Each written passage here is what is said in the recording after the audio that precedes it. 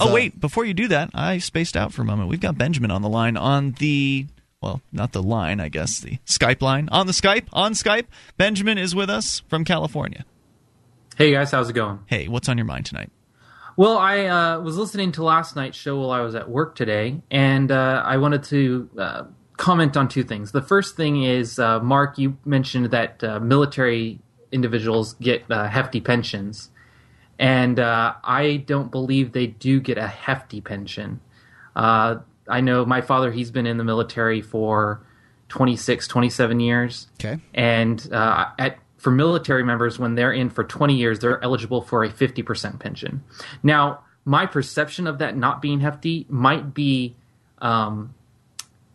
swayed or might be faulty because I'm comparing it to the pensions that California public employees like teachers get, which is 90%. Well, and let's not forget that when somebody gets out of the military, they could they retire at age 38. They could very well go on and be a teacher also. Right. And I don't know what 50% is of when you retire at something like an E5 or excuse me, you'd probably retire at say an E7 or something like that. There's a military rankings of some sort.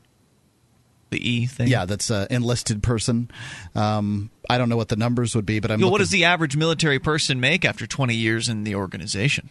Well, see, and that's something else I wanted to say. They get their retirement is based, or their pension is based on their base pay. And I know a lot of members of the military, they get a lot of their pay from things that are not their base pay, like TDY pay, like a per diem, or they're stationed overseas in what are considered combat zones, and so they're then tax exempt for that month, or hazard duty pay, that kind of stuff. I know that's a big part of it. I got you. I mean, I don't know what these numbers I'm looking at here for an E7 in for over 20 years, but it looks like it says 4328.58. I'm going to assume that's not an annual pay because $4,300 doesn't sound like annual pay. I'm going to assume that's monthly pay, and it seems like a strange thing to put out there. Why wouldn't they put annual? But whatever. If that's monthly pay, then you're getting $2,200 a month is what you're getting, $2,100. I could live on that.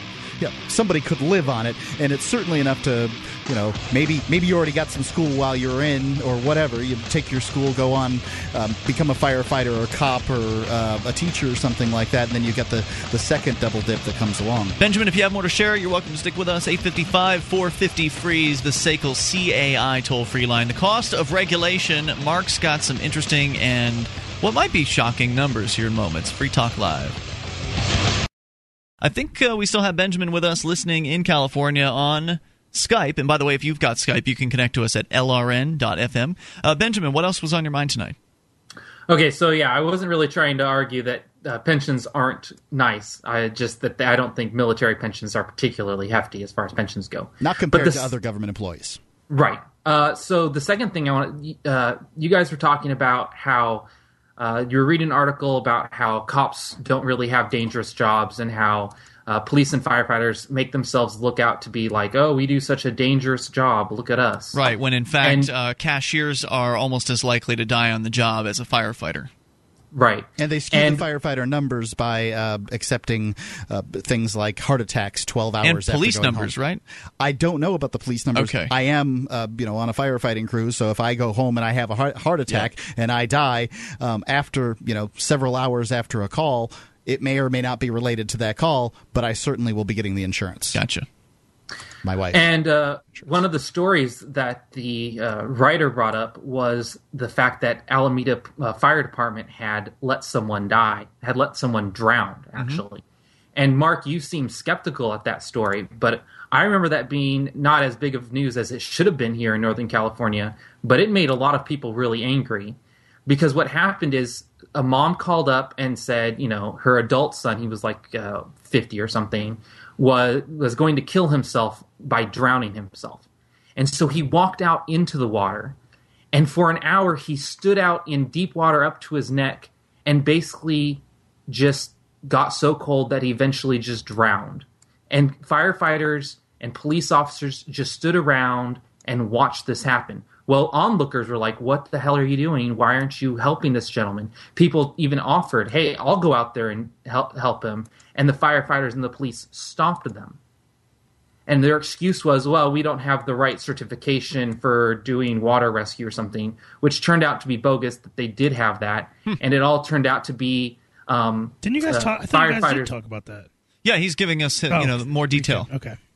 And it turns out, after people got really pissed, and there were more investigations, that it turns out, they did have this right certification, and it all turns out to be mostly it was a political ploy to, poor us, the firefighters, you should give us more money. Give us more money, and if we only had bigger budget, we could have helped that guy.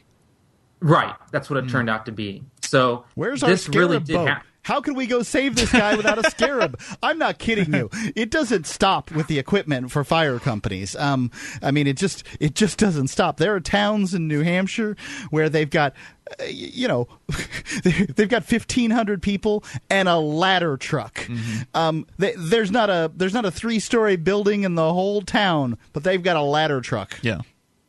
Well, yeah. In fact, I think this guy, he like I said, he was standing out in the water. He was like 100 yards out, but he was in shallow water. And one of the things was, the water was too shallow for the Coast Guard to go save him. So we just had to sit there and watch him die. Crazy. Eventually, they did let an onlooker swim out to collect his body. Oh, wow. They didn't even do the cleanup. That's nuts. Benjamin, thanks for sharing the detail on that story for us.